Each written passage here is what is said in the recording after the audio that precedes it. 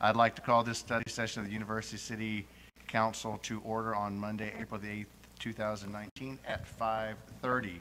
You have before you the agenda for tonight's formal session. Are there any changes to the agenda at this time?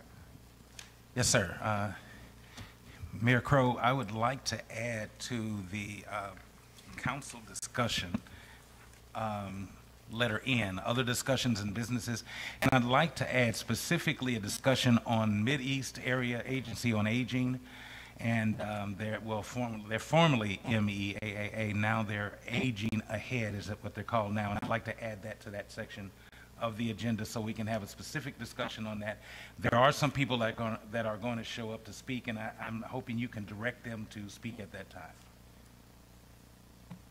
Okay, and is it actually a discussion amongst all of us, or are you having a discussion? It's a discussion amongst all of us that we need to just be aware of what's happening. And the city manager is aware of what's happening. No, okay, so I'm just worried, I'm not sure that all of our colleagues are completely up to date. They may be, but, okay. I don't mind having the discussion. It is to update us on what's going on. Yes, sir. Okay. Thank you. All right. Anything else? Hearing nothing, is there a motion to approve the agenda? Ms. McMahon, is there a second? Mr. Hales, those in favor? Opposed? Ayes have it. Thank you very much. Mr. Rose. Honorable Mayor and council members, the economics of recycling are changing as a result of China not accepting these goods. As such, our operation is incurring more cost. Tonight, Public Works Director Sinan Aplasan and Project Manager, I think I got that right, Jenny Went, will be updating you on the impacts of those costs to our operation and how we would like to advance with our recycling program. So I will turn things over to Mr. Aplasan to start the presentation. This brief presentation. Good evening. Our update about recycling tonight is mostly about its cost. Like Mr. Rose described, the recycling program is going through some cost increases, and a few other things that surround this discussion. I'd like to bring them to your attention. A solid waste rate study is also ongoing. It was in the fiscal year 19 work plan, and a consultant is working on it to come up with their recommended rates to propose those to a public board, a forum to analyze those. And those results from the consultant are set to be released in about a month, and so we will have those results, and they are factoring in the recycling costs into those calculations. Another one that also is related to our discussion of tonight is a council agenda item on your regular packet for tonight. That's a material recovery facility feasibility analysis and acceptance of a grant as proposed by staff to yourselves. And so I'd like to, at this point, turn it over to Jenny Wendt, our in-house recycling expert, and to give you yourselves an update on the recycling program and why the increased cost. Hello. I am not going to read all those words up there. I believe everybody has a copy of the presentation, so I'm just going to summarize it so that I can answer questions at the end. Basically, you all know that China had a national sword initiative and cut off a lot of the materials that would be sent to China. In our region, it really only affected mixed paper because most everything was sold domestically because we happen to be in the middle of the country. But because of that cost for the mixed paper to be recycled, our rates started going up. And then in addition to that, there were 2 recycling plants. One of them, Resource Management, which we did not use, closed its doors. So then the one MRF, the Material Recovery Facility, had to take in all the other municipalities, and it really kind of the markets went crazy locally a little bit as well. Everything kind of went. So what we've been doing since then, in October 2018, we discussed, the Green Practices Commission discussed the rising costs and the alternatives to single stream. And the decision was made at that time, once I brought up several options, which we'll go over in a minute, to continue, at least for the next 6 months, and monitor the cost and see how the markets do.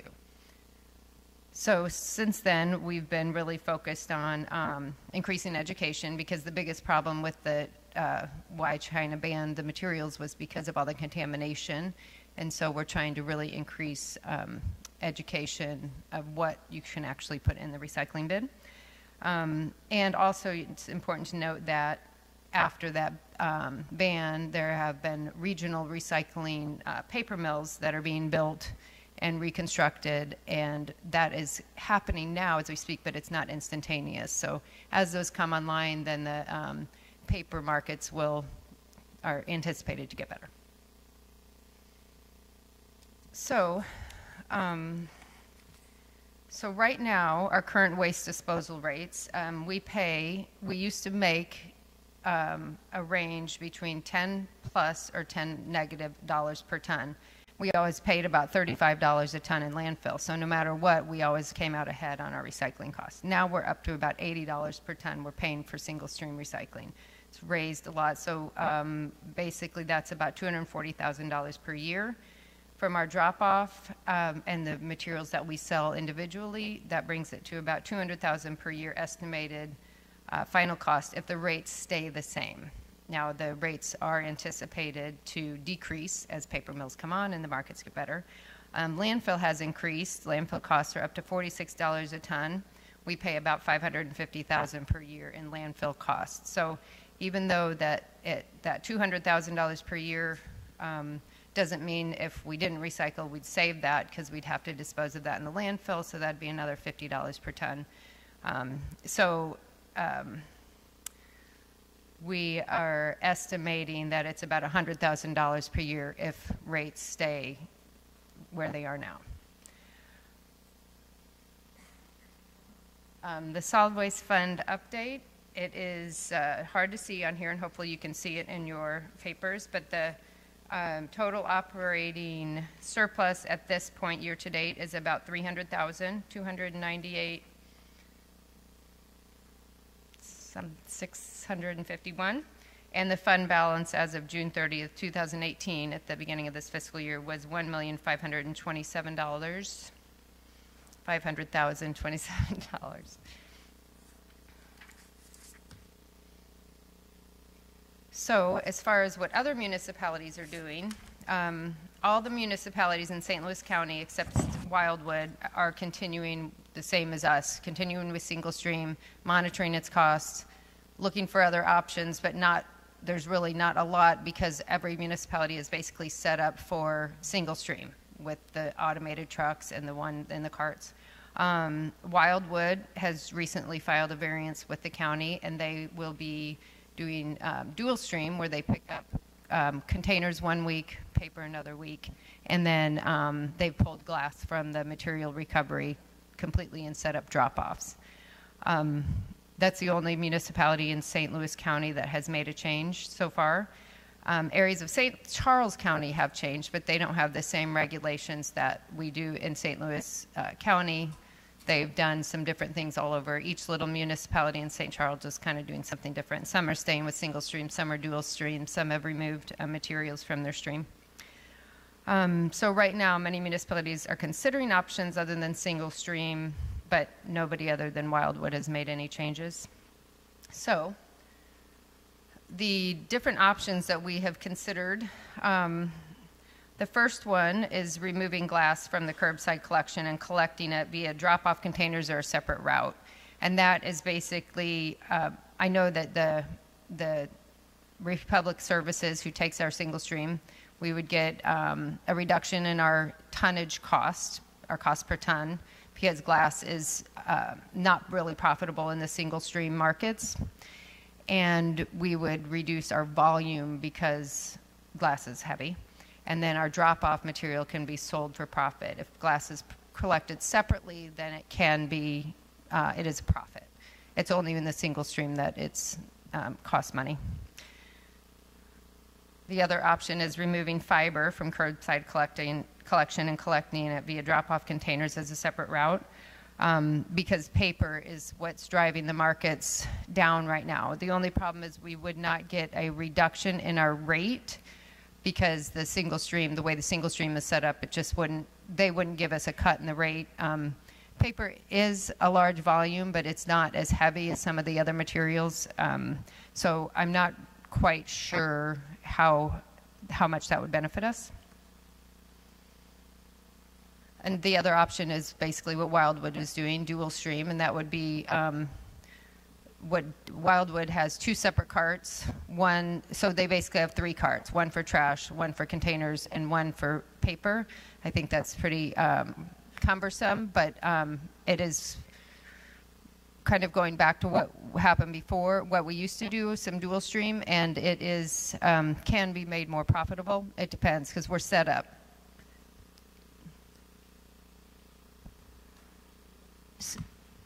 So the containers, meaning aluminum containers only? No, containers as in plastic, metal, and glass or without glass. That Wildwood pulled glass, but it can be just all containers and then fiber, which is paper, cardboard, and everything else. Okay, thank you. And then the last one is the reopening of the material recovery facility. You know, as you know, in 2008, we closed our material recovery facility, our MRF, and started sending the recyclables to Republic, or somewhere else first, and then Republic. And the setup is still there, but the equipment is not there. I don't know, without doing a cost analysis, if that would benefit us. We could sell the materials sorted. That's one way. I know other municipalities that haul their own are definitely interested because they're like, oh, another opportunity. But the feasibility is unknown. So we applied for a grant and received a grant in the amount of $24,000 to study this option. With a contribution of about $16,000 from the city, all options could be analyzed to determine the implications of all recycling options. So basically, with the $24,000, we could do a study. It wouldn't be as in-depth if we didn't contribute a little bit more. And if we had a little bit more, then we could study the other options that I mentioned before. And that is all. Right? Mayor and council members, there are 2 things. One is I've asked the staff to explore the potential of a partnership with those cities that have expressed an interest in the creation or restarting our MRF operation again, to see if they would be willing to offset some of our costs just for the study to determine whether it's feasible or not. So that's one issue. The second issue that I want to stress is that, as you know, we're in the middle of the budget process currently, and at this time I do not see a need for recommending any sort of increase in fees for solid waste operation. Also, I don't want to surprise you, though, when fees are going to be increase in fees will be required, and so that was the reason for the study, if you recall, so that we could establish, you know, how far down the line will it be before there will be a need for an increase in fees. But I can almost guarantee at this point that that will not occur next year.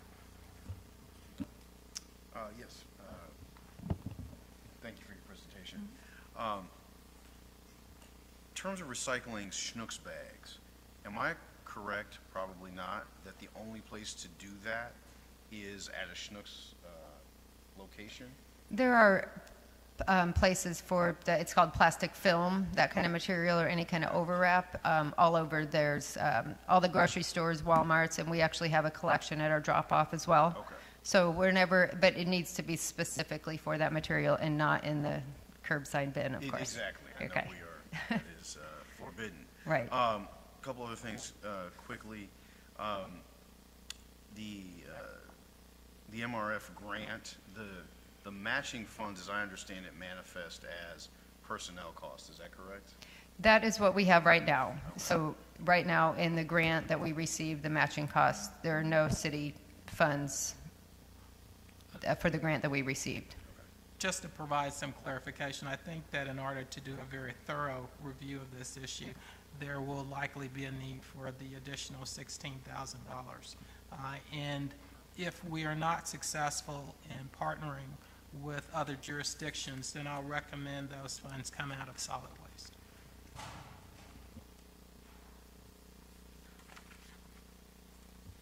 Anybody else? Tim? Oh, sorry. Thank you.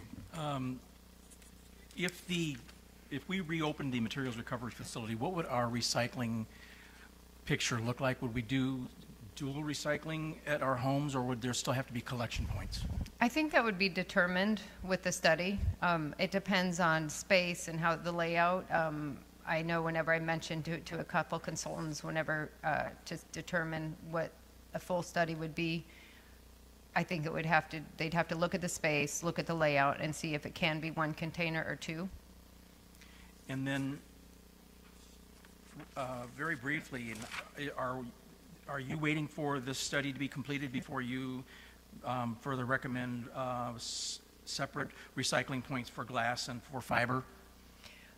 I would like to, if this is my opinion, I would like to use that money for the study to study those options as well, because I don't see fiber being very beneficial to us to pull out, because we wouldn't receive a lesser cost per ton.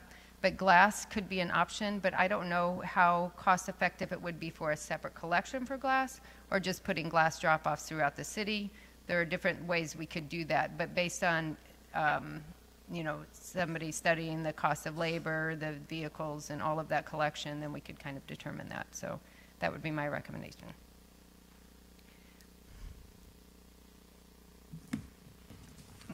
Hearing nothing else, I would welcome a motion to go into closed session according to Missouri Revised Statute 610.021, legal actions, cause of action, litigation involving governmental body, and any confidential or privileged communications between a public governmental body or its representatives and its attorneys. Is there such a motion?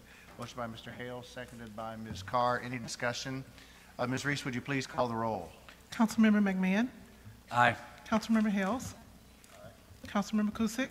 Aye. Councilmember Smotherson. Councilmember Clay. Aye. Councilmember Carr. Aye. Mayor Crow. Aye. Thank you very much. We will come back up around 6:25.